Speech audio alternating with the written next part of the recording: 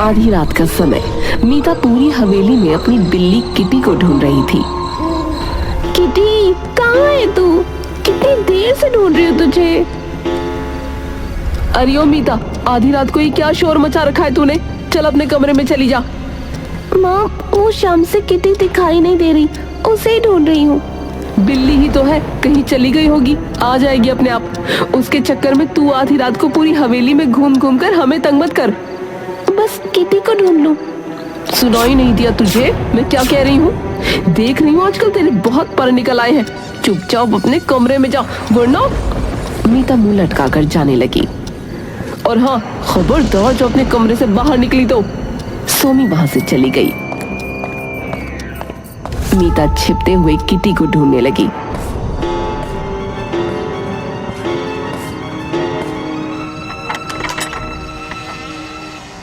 Kitty, अरे ओ kitty, कहाँ है तू? देख, तेरे चक्कर में माँ मुझसे गुस्सा हो गई। तभी वो उसे ढूंढते हुए बगीचे में पहुंची। हाय किटी, मेरी प्यारी किटी। बगीचे में बिल्ली मरी हुई पड़ी थी। मीता की चीख सुनकर सोमी और उसका भाई राकेश भाग कर आए। मीता, क्या हुआ? मामा जी, किटी, मेरी किटी देखो ना, इसे क्या हो गया? अरे, ये तो मर गई है। मीता ये सुनकर जोर जोर से रोने लगी। एक बिल्ली के लिए आधी रात को इतना रोने धोने की कोई जरूरत नहीं है, समझी? चल अब जा अपने कमरे में। पर माँ, लगता है तुम्हें एक बार में कोई बात समझ में नहीं आती। वो उसे थप्पड़ मारने के लिए हाथ उठाती है। अरे रहने दो बहना, इतना गुस्सा करना ठीक नहीं है। मीता, तुम जाओ यहाँ से। मीता वहां से चली गई। बगीचे में राकेश और उसका बेटा बंटी एक गड्ढा खोदते हैं। अरे बहना, एक बात समझ नहीं आई, ये किट्टी अचानक मर कैसे गई? सोमी और बंटी हंसने लगे। मरी नहीं पापा, मारी गई। मतलब ये मेरे बड़े भाई, ये मीता है ना, आजकल बहुत उड़ने लगी है। जब देखो किट्टी किट्टी। इस बिल्ली ने तो मेरी नाक में दम करके रख दिया था। तो तुमने इसका काम तमाम कर दिया? तो और क्या करती मैं?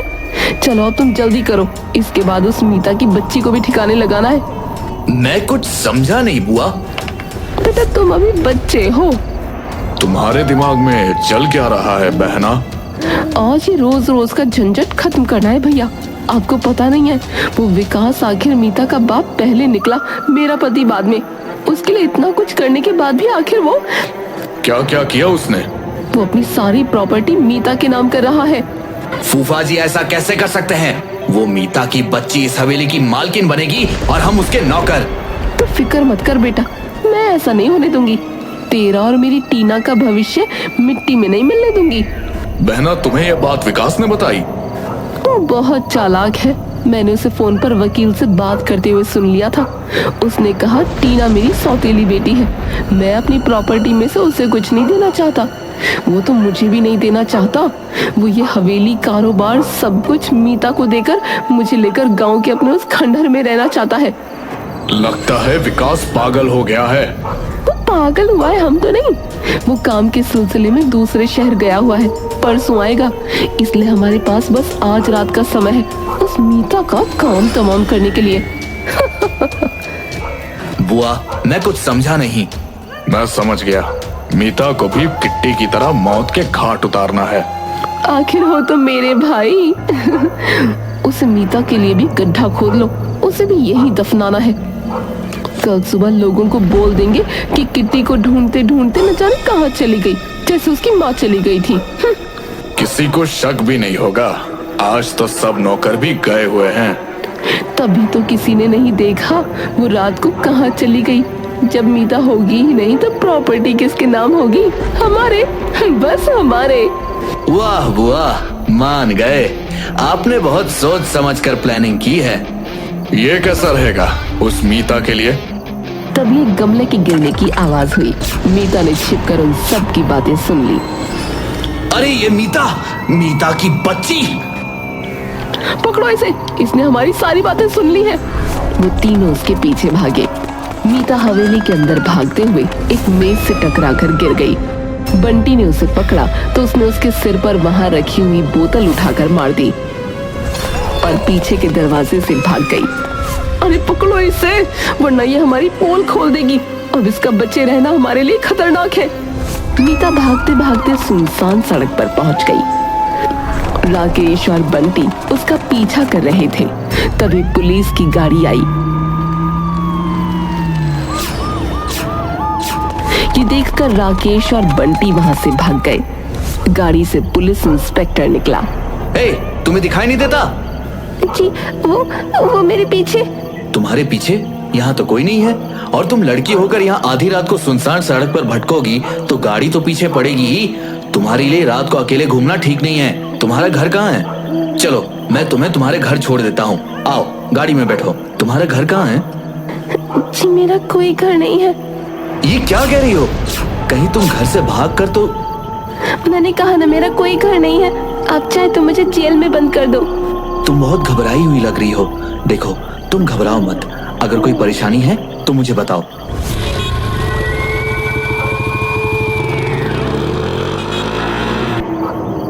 सर, आप इस समय? आगे सब ठीक है ना? कोई ऐसा वैसा आदमी दिखा? नहीं सर, सड़क तो बिल्कुल सुनसान पड़ी है, कोई भी नहीं है। अच्छा, ये लड़की कह रही थी कि कोई इसके पीछे पड़ा है। सर, ये तो विकास सेठ की बेटी मीता है। इतनी रात को आपके साथ? तुम जानते हो इसे? ये सड़क पर अकेली भाग रही थी।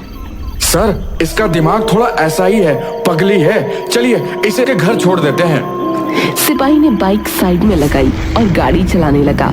गाड़ी को अपने घर की ओर जाता देखकर, मुझे घर नहीं जाना, घर नहीं जाना, मीता जोर जोर से रोने लगी। देखो, जब तक तुम बताओगी नहीं, हम तुम्हारी मदद नहीं कर पाएंगे। मैं तुम्हें भरोसा दिलाता हूँ कि मेरे होते हुए तुम्हें कुछ नहीं होगा। सर, मैंने कहा था ना, ये ऐसी ही है, कोई बात नहीं है। कोई बात तो जरूर है। ये हमसे कुछ छिपा रही है। वो लोग मुझे मार डालेंगे। कौन मार डालेगा तुम्हें? ठीक से पूरी बात बताओ। मेरी सौतेली माँ, उनका भाई और उनका बेटा बंटी, ये तीनों मुझे मारना चाहते हैं ताकि पापा अपनी प्रॉपर्टी मेरे नाम ना कर सके। मैंने उनकी सारी बातें सुन ली हैं। वो मुझे मारकर गड्ढे में दफना देंगे। उन्होंने मेरी किटी को भी मार दिया है। अब वो मुझे मारने के लिए मेरा पीछा कर रहे हैं। किट्टी, ये कौन है? मेरी बिल्ली। उस घर में एक वही तो मेरी थी। सर, मुझे तो लगता है ये ऐसी ही कोई कहानी बना रही है। वो तो इसके घर जाकर ही पता चलेगा।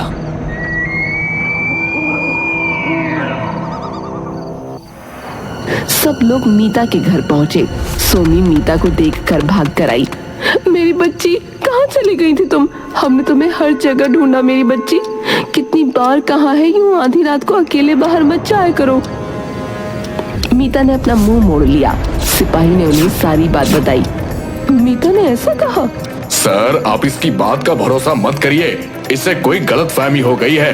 हम भला अपनी बच्ची के साथ ऐसा... हो सकता है आप ठीक कह रहे हैं, पर हमें अपना काम करना है।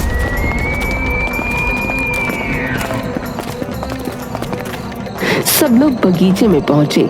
मीता एक जगह इशारा करके बोली, यहाँ इन्होंने मेरी किटी को दफनाया है। वो रोने लगी। सिपाही ने गड्ढा खोदा, वहाँ कुछ नहीं था। मैंने कहा था बच्ची को कोई गलतफहमी हुई है। हम इंसान हैं, जानवर थोड़ी हैं। वो बिल्ली अगर मरी नहीं तो कहाँ है? वही तो, आज शाम से ही वो बिल्ली गायब है। मीता पागलों की तरह उसे ढूंढ रही है। आप पूछिए इसे, मैंने इसे डांटा था कि नहीं, और ये भी कहा था कि अपने कमरे में रहना, पर ये लड़की सुनती कहाँ है। अच्छा, वो लड़के का क्या नाम है? उसका बंटी। वो कहाँ है? बंटी तो जीजाजी के साथ दूसरे शहर गया हुआ है। आप चाहे तो फोन पर बात करवा देता हूँ। नहीं नहीं, रहने दीजिए, रात बहुत हो गई है। आप लोग अपना ध्यान रखिए।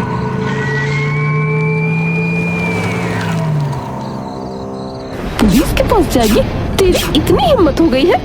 उसे एक थप्पड़ लगाती है। अगर जिंदा रहना चाहती है तो अपने मुंह से हमारे बारे में एक शब्द भी मत निकालना, वरना तू जानती है तेरा क्या होगा, समझी?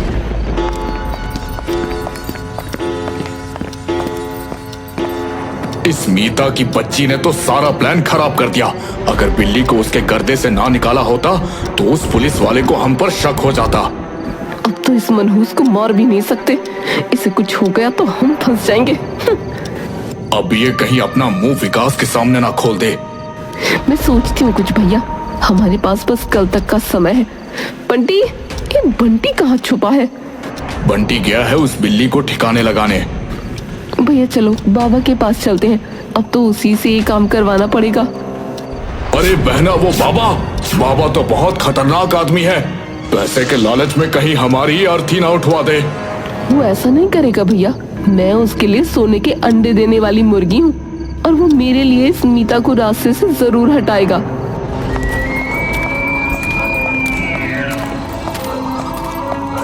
वो दोनों आधी रात को बाबा के पास गए। सोमी उसके घर के अंदर गई और राकेश दरवाजे के बाहर खड़ा रहा।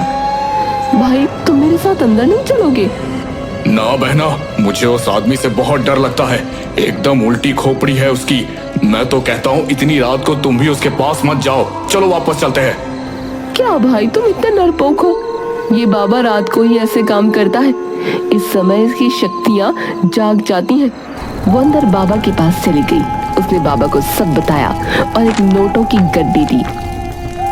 बाबा ने उसे 3 धागे दिए और वो उन्हें लेकर बाहर आ गई। काम हो गया।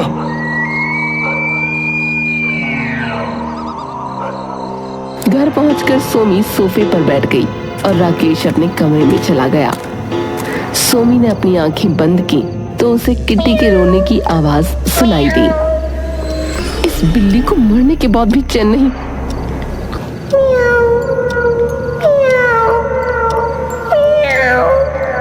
ये तो मर चुकी है। ये आवाज फिर? अचानक से किटी हवा में उड़ती हुई आई और सोमी को टक्कर मारकर चली गई। उसके माथे पर पसीना आ गया।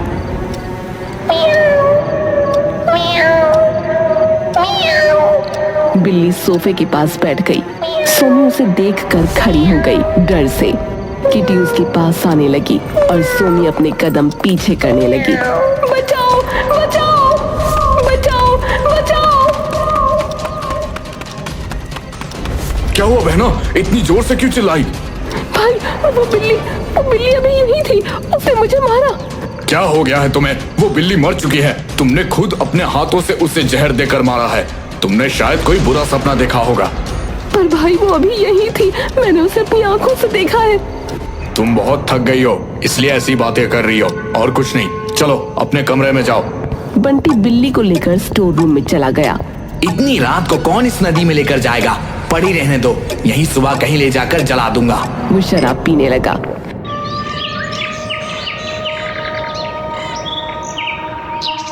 सुबह सोमी उठी तो 9 बज गए थे। अरे इतना समय हो गया। जल्दी तैयार होकर आ जाओ। नाश्ता लगा दिया? मीता तैयार होकर आई। कॉलेज जा रही हो? जी। सोमी ने उसके हाथ में एक धागा बांध दिया। आजकल मेरी बेटी बहुत परेशान रहती है, ये खासकर तुम्हारे लिए बनवाया है। ये धागा हर पल तुम्हारी रक्षा करेगा, इसे खोलना मत। रास्ते में उसकी गाड़ी खराब हो गई। ड्राइवर गाड़ी ठीक करने लगा तो वो बाहर आकर खड़ी हो गई। तभी पुलिस इंस्पेक्टर और सिपाही उसी सड़क से गाड़ी में जा रहे थे। अरे ये तो वही कल वाली लड़की है ना? सुबह सुबह ये खिसकी हुई कहाँ मिल गई? तुम भी ना, गाड़ी रोको। आप यहाँ? गाड़ी खराब हो गई है? जी मुझे कॉलेज जाना है और गाड़ी खराब हो गई। मतलब तुम जिंदा हो? तुम्हारी माँ ने अब तक तुम्हें मारा नहीं? मजाक कर रहा हूँ। मेरे मरने की खबर आपको जल्दी मिलेगी। वो लोग मुझे ज्यादा दिनों तक जीने नहीं देंगे। चलिए हम आपको कॉलेज छोड़ देते हैं। मीता उनके साथ गाड़ी में बैठ गई। वैसे आप बुरा मत मानिए, आपके घर वाले बुरे लोग नहीं हैं। आपको शायद कोई गलत फहमी हुई है कि वो आपको मार डालेंगे। मेरे मरने के बाद मेरे पापा की सारी प्रॉपर्टी मेरी सौतेली माँ और बहन की हो जाएगी। आपको पता भी है मेरी सगी माँ के साथ क्या हुआ था? क्या हुआ था उन्हें? उन्हें कुछ नहीं हुआ था, वो बिल्कुल ठीक थी। मेरी सौतेली माँ उनकी बहुत अच्छी दोस्त थी। हम जब इस शहर में वापस आए तो ये हमारे घर आने लगी और फिर एक दिन क्या हुआ? माँ अचानक गायब हो गई। बहुत ढूंढा पर वो नहीं मिली। किसी को नहीं पता वो अचानक कहाँ चली गई। ऐसे ही एक दिन मैं भी गायब हो जाऊंगी, मार दी जाऊंगी। किसी को कुछ पता नहीं चलेगा, आपको भी नहीं। सर, मैंने कहा था ना, ये अपने मन से कहानियां बनाती रहती है। कहानी नहीं है, सच है। अच्छा ठीक है, आप शांत हो जाओ। मेरा सर घूम रहा है, गाड़ी रोको प्लीज, प्लीज रोको गाड़ी। गाड़ी रुकी तो वो बाहर निकलकर लंबी लंबी सांसें लेने लगी। आप ठीक तो हो? मीता ने कोई जवाब नहीं दिया। सर, इसे अस्पताल ले चलते हैं। मीता ने गुस्से से उसे घूरा और अपनी गर्दन जोर से घुमाई तो उसके बाल खुल गए, आंखें लाल हो गई।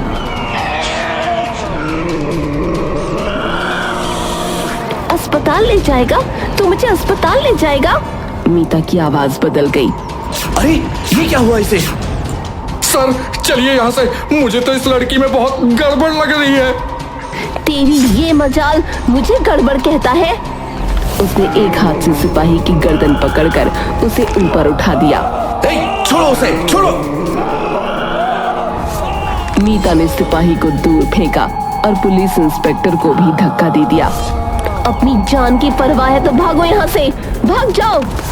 वो दोनों वहाँ से भागने लगे तो मीता ने सिपाही को फिर से पकड़ लिया। तुझे तो नहीं छोड़ूंगी। पुलिस इंस्पेक्टर ने अपनी रिवॉल्वर चलाई पर उसमें गोली नहीं थी। गोली चलाएगा मुझ पर? गोली चलाएगा? चला, चल गोली चला। उसने पुलिस इंस्पेक्टर को एक मुक्का मार दिया। दोनों वहाँ से भाग गए। मीता ने अपने बाल झटके और वहाँ से चली गई। रिवॉल्वर में गोली? सर, मैं डालना भूल गया। घर पर सोमी ने राकेश के गले में एक ताबीज पहनाया हुआ था। अरे ये क्या पहना दिया? ये हमारा रक्षा कवच है भाई, देखो मैंने भी पहना है। आज इस मीता की कहानी का दी एंड है। ऐसा?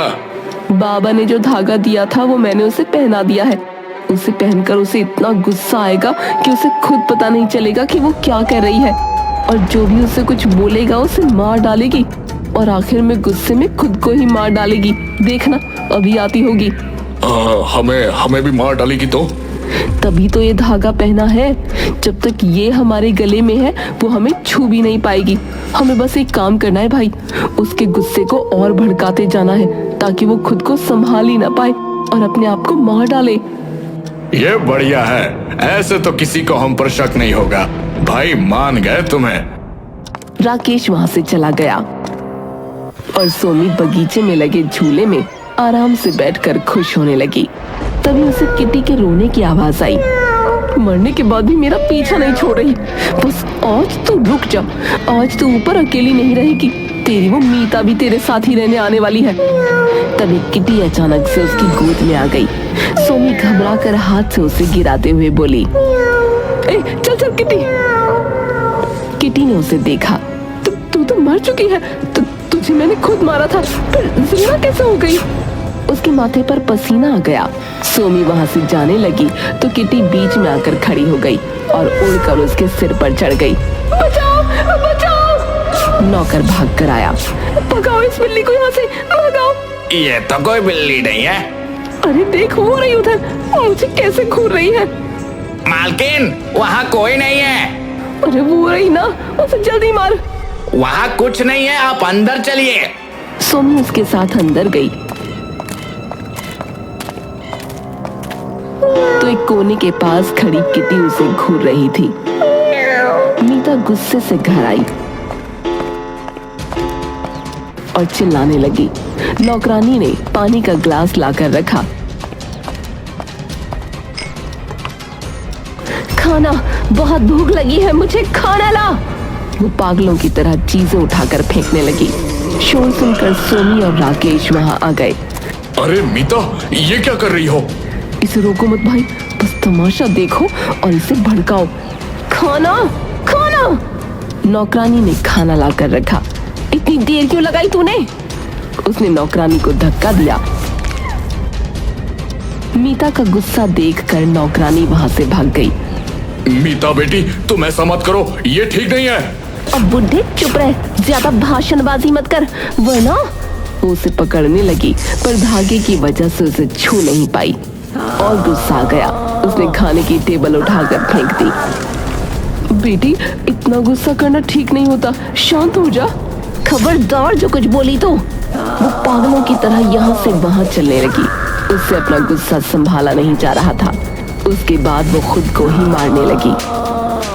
बेटी तो पागल तो नहीं हो गई? ये क्या कर रही है? पर छू नहीं पाई तो वो चिल्लाई। घर की खिड़की के बाहर से पुलिस इंस्पेक्टर और सिपाही झांक रहे थे। अरे संभल कर, कहीं तुम खुद को ही ना मार डालो। तभी किटी आई। भाई बिल्ली वो फिर आ गई। बहना, कहीं उस बाबा ने इस मीता के साथ साथ तुम पर भी कोई टोना कर दिया लगता है। कल से बिल्ली बिल्ली कर रही हो। किट्टी मर चुकी है, तुमने खुद मारा है उसे। हाँ मैंने मारा है उसे, पर वो मरकर भी जिंदा है। देखो मुझे कैसे घूर रही है। बहना, वहाँ कोई नहीं है। तभी मीता उनकी ओर आने लगी। तू हमारा कुछ नहीं बिगाड़ सकती, समझी?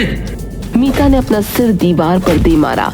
राकेश हंसने लगा तो मीता ने गुस्से से उसकी गर्दन पकड़नी चाही। तभी उसे एक झटका लगा। तू मुझे हाथ भी नहीं लगा सकती। तभी किटी उड़ती हुई आई और उसने राकेश के गले में बंधा धागा तोड़ दिया। राकेश को बिल्ली नहीं दिखी, वो बस सोमी को ही दिख रही थी। कौन है? भाई वो बिल्ली है, उसी ने धागा तोड़ा है। मीता आई और उसने राकेश को उठाकर छत की ओर फेंक दिया। फिर सोमी की तरफ बढ़ी। उसके गले में धागा था तो वो उसे छू भी नहीं पाई। तभी किटी आई और उसने सोमी का धागा भी तोड़ दिया। नहीं मनहूस, ये क्या किया तूने? फिर वो बाहर दरवाजे की तरफ भागी।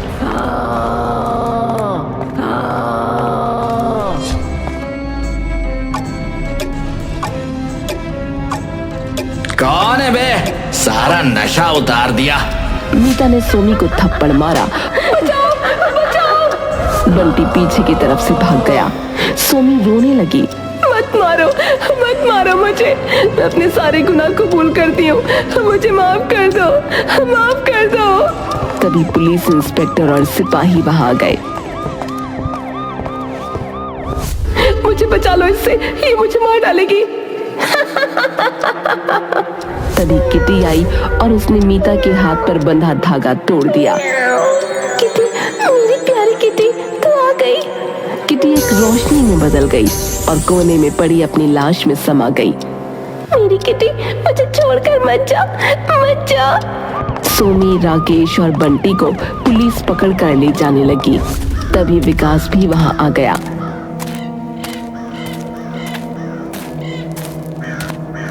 ये क्या हो रहा है? पुलिस क्यों आई है यहाँ? आपकी बीवी ने किट्टी को जहर देकर मार डाला। उसके बाद ये तीनों मिलकर आपकी बेटी को मारना चाहते थे, क्योंकि आपने अपनी वसीयत मीता के नाम कर दी थी। मीता को मारने की साजिश के अपराध में हम इन तीनों को पकड़ कर ले जा रहे हैं। विकास ने सोमी को घूर कर देखा। मैं सपने में भी नहीं सोच सकता था कि तुम ऐसा कर सकती हो। पुलिस उनको पकड़ कर ले गई। विकास ने बेटी को गले से लगा लिया। शुक्र है भगवान का कि तुम ठीक हो बेटी।